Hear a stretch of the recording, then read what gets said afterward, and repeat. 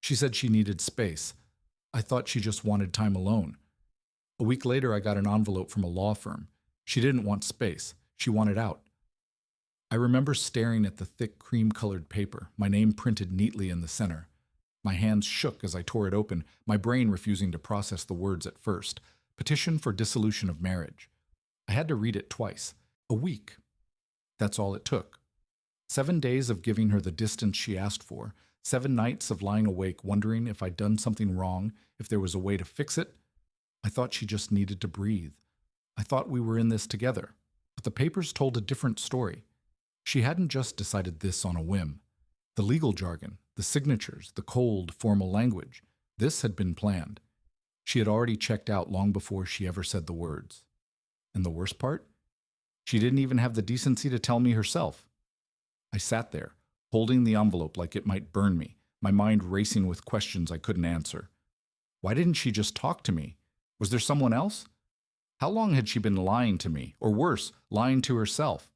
But the most painful question of all was the one I kept circling back to. Did I miss the signs? We met in the most ordinary way, a mutual friends party, crowded and loud, the kind of place where you have to lean in just to hear someone speak. She was standing by the snack table laughing at something, and I remember thinking how effortlessly she held the room. Not in an attention-seeking way, but in the way sunlight fills a space without trying. I made some stupid joke about the sad-looking chips and dip, and she laughed. Not the polite kind, but the real, surprised kind, like she hadn't expected to find anything funny that night. We talked for hours. About books, about her obsession with old jazz records, about how she hated cilantro with a passion that bordered on comedic. She had this way of listening like every word mattered, like she was genuinely curious about the way my mind worked. 6 months later, I moved into her tiny apartment with the creaky floors and the windows that rattled when the wind blew too hard. We made it work, her side of the closet, mine spilling onto the floor. Mornings were my favorite, her hair tangled from sleep, the way she'd grumble about being not a person yet until she'd had her coffee. I'd make it for her, too strong, just how she liked it, and she'd smile at me like I'd handed her something precious. We weren't perfect. We bickered about dishes left in the sink, about whose turn it was to take out the trash. But even the fights felt safe, like we both knew at the end of it, we'd still choose each other. I remember one night, early on, we got caught in a downpour without an umbrella. Instead of running, she grabbed my hand and spun in a circle, head tipped back, laughing as the rain soaked us both. "We're already wet," she said, like it was the most logical thing in the world. That was her, finding joy in the mess, making me see the world differently. I thought we were building a life. I thought she was happy. Now, I wonder if she was just better at pretending than I was at seeing the truth. Looking back, I can pinpoint the exact moment the air between us changed. It wasn't dramatic, no slammed doors, no tearful confessions, just a slow, quiet withdrawal like the tide receding before you realize the shore is empty. It started with the little things. She stopped leaving her coffee mug in the sink for me to wash, which I initially took as consideration. Then she stopped asking about my day. Then she stopped telling me about hers. Our conversations became logistical. Bills, groceries, whose turn it was to feed the cat. The silences grew heavier, but I told myself it was just stress. Work had been intense for her. Maybe she needed time to decompress. I tried to bridge the gap. I'd suggest date nights, but she'd say she was tired. I'd reach for her hand and she'd let me hold it for a second before pulling away to check something on her phone. One night I woke up to find her side of the bed empty. I found her on the couch, scrolling mindlessly, the blue light casting shadows under her eyes. "Just couldn't sleep," she said, but the distance in her voice made my chest ache. The first time she said she felt lost, I panicked. Was it me? Was it us? She shook her head, offered a tired smile. "No, it's not you. I don't know what I want anymore." I held her while she cried, relieved that at least she was letting me in. But the next morning she was closed off again, like the vulnerability had been a mistake. I started keeping a mental list of possible culprits. Was it the promotion she didn't get? The fight with her sister? The way I snored? I adjusted my behavior, gave her more room, picked up extra chores, bit back jokes that might annoy her. I thought, if I just loved her gently enough, patiently enough, she'd come back to me. But the colder she grew, the more I realized, This wasn't about something I'd done. This was about something she'd already decided. The worst part? I think she knew long before I did. She just hadn't figured out how to tell me. The words came on a Tuesday evening. We were sitting at the dinner table, me pushing pasta around my plate, her staring at her phone like it held some secret I wasn't privy to. The silence between us had become its own presence by then, heavy and suffocating. "I think I need some space," she said suddenly, not looking up from her screen. The casual way she said it made my stomach drop, like she was commenting on the weather rather than dropping a bomb on our marriage. I remember the way my fork clattered against the plate. "Space?" I asked, hating how small my voice sounded. "What kind of space?" She finally met my eyes then, and what I saw in them terrified me more than the words themselves. A kind of detached resignation. Just time to think. Some time alone. I nodded like I understood, like this was a completely reasonable request between two people who had promised to share their lives. "Okay," I said. "Of course, whatever you need." In that moment, I still believed this was temporary. A rough patch. Every marriage had them, right? I convinced myself that if I gave her this one thing, this space, she'd come back to me, that she just needed to remember who we were together. The next morning, she packed a small suitcase. "I'm going to stay at my sister's for a while," she said, zipping it shut with finality. I stood in the doorway of our bedroom, gripping the frame so hard my knuckles turned white. "How long is a while?" I asked. She wouldn't meet my eyes. "I don't know. Not forever, just until I figure things out." I helped her carry the bag to her car like some dutiful porter, my hands shaking as I loaded it into the trunk. When she drove away, I stood in the driveway long after her taillights had disappeared, the autumn air biting at my skin. That week stretched endlessly. I vacillated between hope and despair. Texting her good morning, then deleting it unsent. Calling her phone just to hear her voice on the voicemail. I rearranged the furniture, thinking maybe when she came back, a fresh start would help. I bought her favorite wine and left it chilling in the fridge like some pathetic offering. Every night I lay awake, rehearsing what I would say when she came home. All the ways I would be better, more attentive, more whatever she needed me to be. I never once considered that she wasn't coming back. Not until the envelope arrived. The envelope arrived on a Thursday afternoon, its weight all wrong in my hands. Too heavy for a letter, too light for the life it was about to dismantle. The expensive linen paper felt foreign against my fingertips, the embossed law firm logo in the corner gleaming under the kitchen light. I remember thinking how strange it was that something so destructive could look so pristine. I tore it open with a dull sense of dread, my fingers fumbling at the seal. The words hit me in fragments at first. Dissolution. Irreconcilable differences. Petitioner and respondent. Legal terms that reduce 7 years of marriage to cold, impersonal clauses. My vision tunneled as I scanned the pages. Each line another hammer blow. Division of property. Waiver of spousal support. Request for name change. She wanted everything erased, even the last name she'd once giddily adopted. A detached part of my brain noted how thorough it was, how prepared.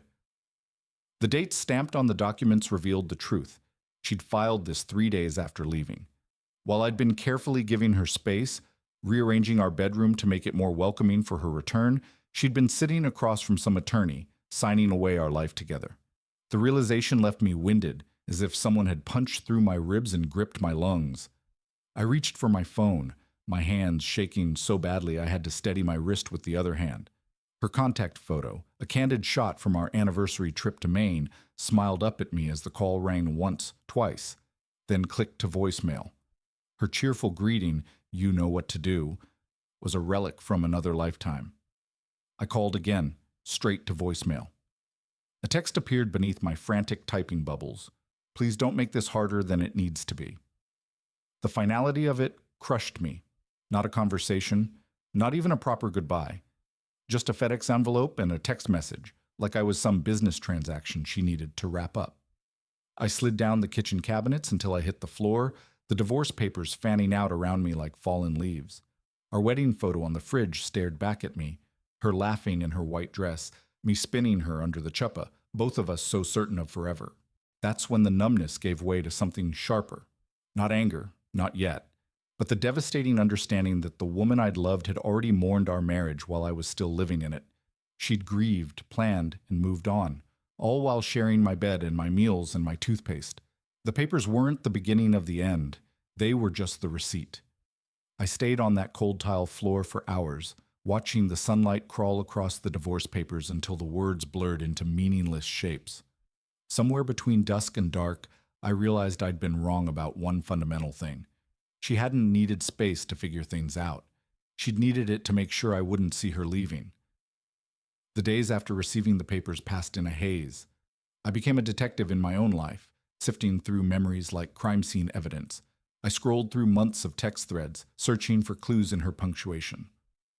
Rewatched our vacation videos, studying her smile for signs of falseness. Even our grocery list became suspect. When had she stopped adding my favorite snacks? I reached out to mutual friends, their uncomfortable silences louder than any admission. They just need time, they'd say, avoiding eye contact.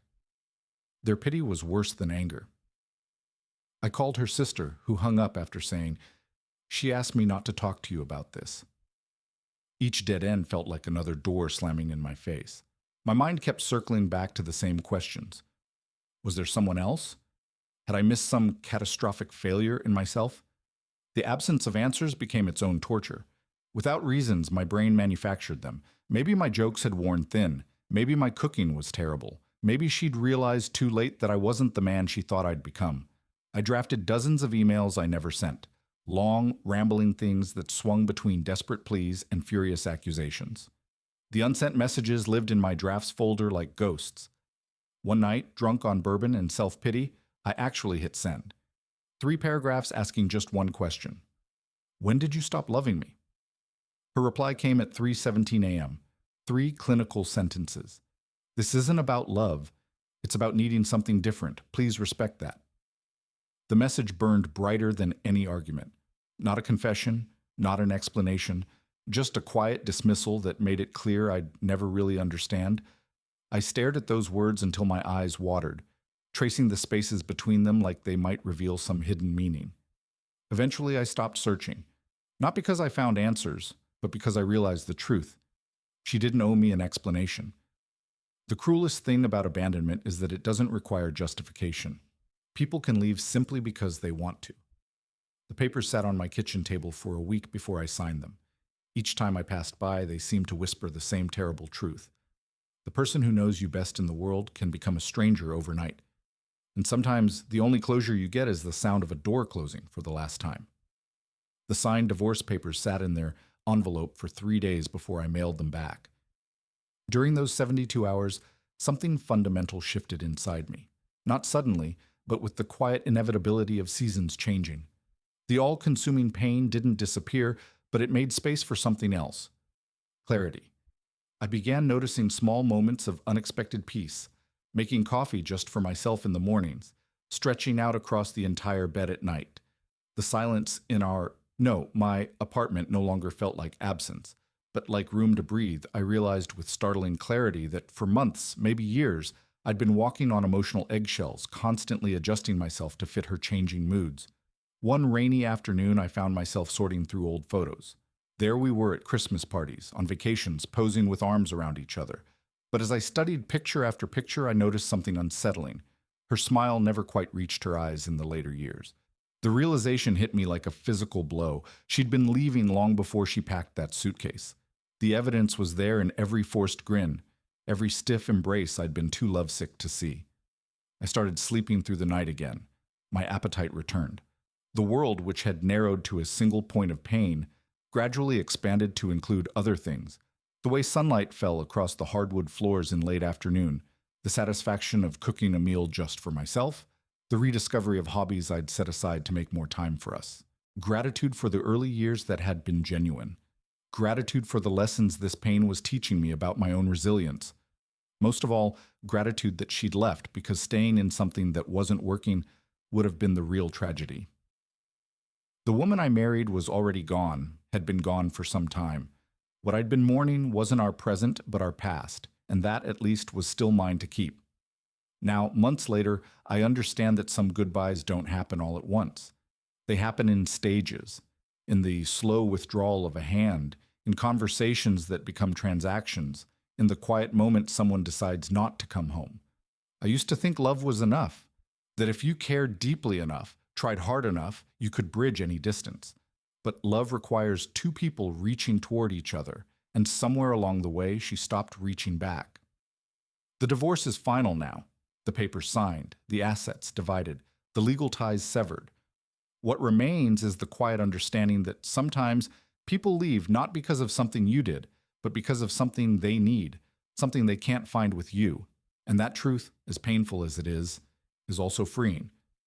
I've stopped searching for hidden meanings in our last conversations, stopped wondering if I could have changed the outcome.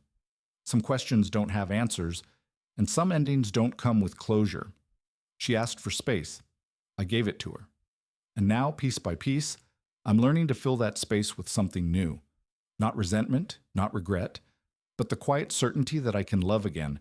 And next time, I'll know the difference between someone who needs room to breathe and someone who has already left. The last lesson she taught me was this: you can't build a future on someone else's absence, so I won't.